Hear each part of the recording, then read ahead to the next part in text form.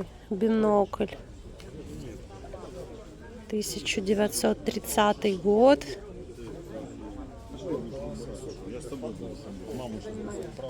Серп и молот, звезда. Номер 15738. Хороший такой бинокль.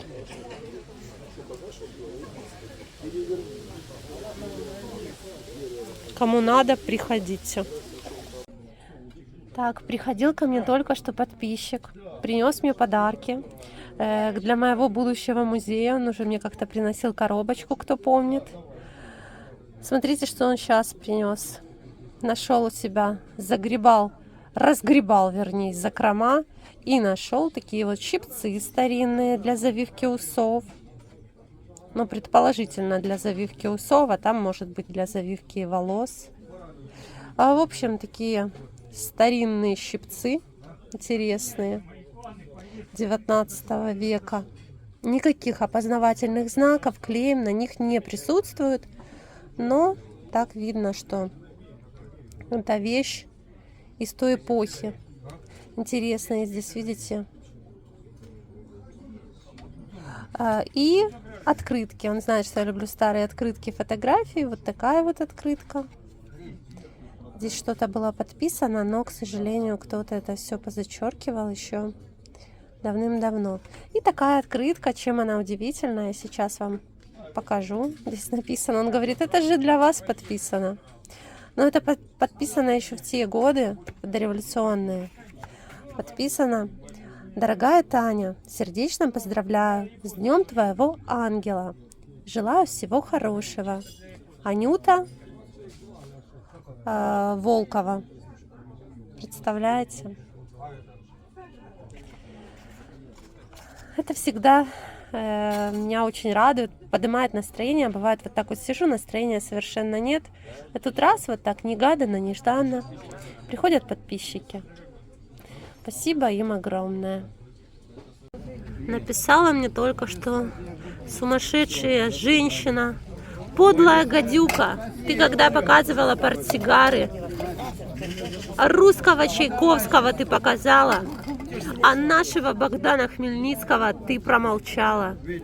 Это не Богдан Хмельницкий для особо одаренных, это Петру Первому Екатерина II сделала вот такой вот памятник. Так что кто из нас подлая гадюка, это еще вопрос. Так, иду уже с работы, присела на пару минут поговорить с вами и записать ролик. Спасибо большое всем, кто написал комментарии с ответами, как вы пьете кофе, как проходит этот вообще ритуал, пьете вы с...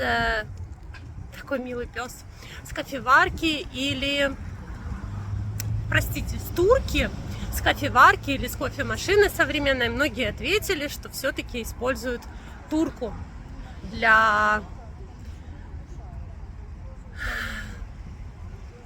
варки кофе. Немного подтормаживаю, прошу простить, я просто слишком устаю. И когда, знаете, у меня куча идей, о чем снимать видео, я никогда в жизни не пишу себе сценарий, и поэтому вот говорю так, как есть.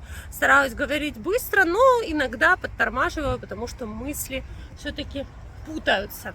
Так вот, спасибо вам еще раз за ответы. Спасибо вам за добрые комментарии, за слова. Был еще такой комментарий сегодня под видео, что... Татьяна, зачем люди обрастают старыми вещами? Есть же музеи, есть галереи, где на все можно поглазеть, посмотреть, зачем тащить в дом ненужный хлам. Знаете, мы не будем говорить о синдроме Плюшкина, потому что это уже, конечно, чересчур. Я считаю, что плюшкинизм это не есть хорошо. И когда у людей уже начинается такое, вот знаете, когда...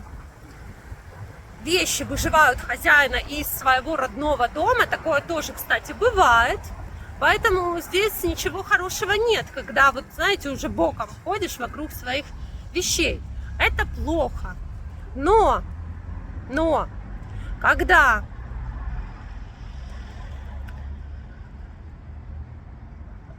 у человека дома приятная атмосфера, когда у человека дома уют, комфорт и все. Вот знаете, красивая чашечка для чая, красивая ложечка, это все на красивой салфеточке, из красивого чайничка наливается, то это уже какая-то культура, да, культура чаепития, культура.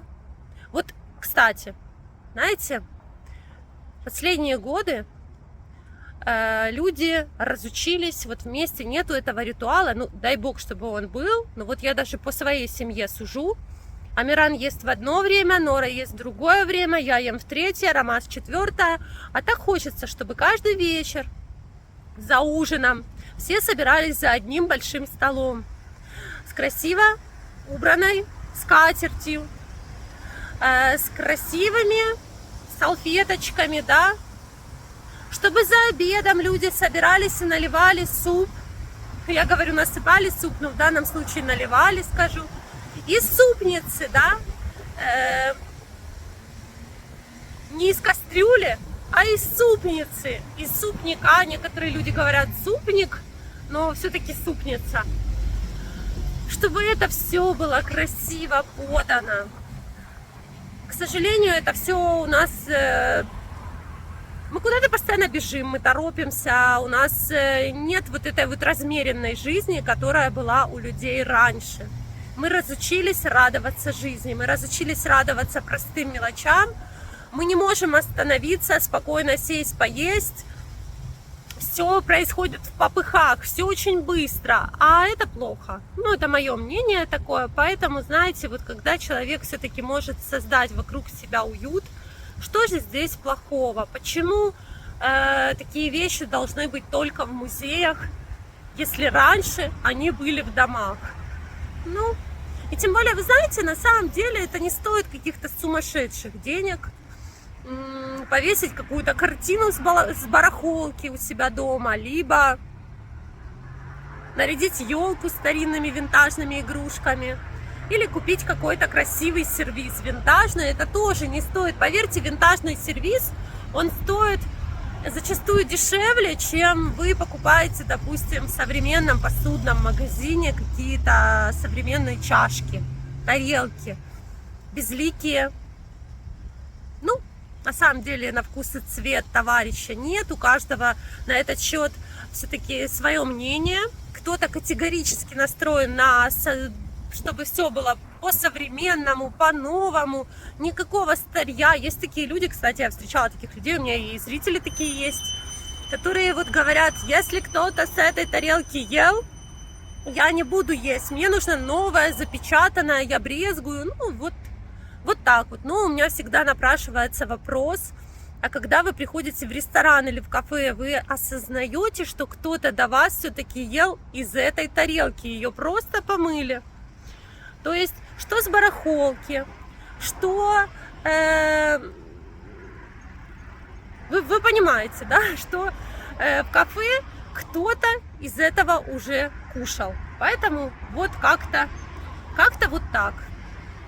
Еще написала одна женщина такой комментарий, я сейчас на него отвечу в видео сюжете, посмотрите.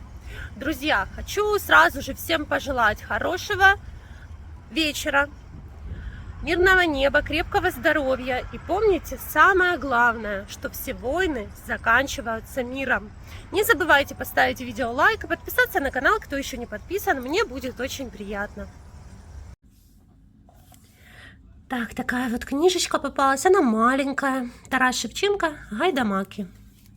Открываем и сразу же видим дарственную надпись «Элечки в день рождения» от Полины Семеновны, 8 марта 1949 года, Харьков. Ювілейне видання 1939 року, Киев, Академия наук УССР. И что мы здесь видим? То, что обложку рисовал Середа, Антон Середа. Рисовал эту обложку известный украинский художник. Все йде, все минає, і краю немає. Куди ж воно ділось, відкіля взялось? І дурень і мудрий нічого не знає. Живе, умирає, одно зацвіло, а друге зав'яло, навіки зав'яло. і листя пожовкле, вітри рознесли, а сонечко встане, як перше вставало, і зорі червоні, як перше плили, попливуть, і потім і ти, білолиций, по синьому небу вийдеш погулять. Вийдеш подивиться в жолобок, криницю і в море безкрає, і будеш сіять. Як над Вавилоном, над його садами, і над тим, що буде з нашими синами. Ти вічний без краю, люблю розмовлять, як з братом, з сестрою розмовлять з тобою.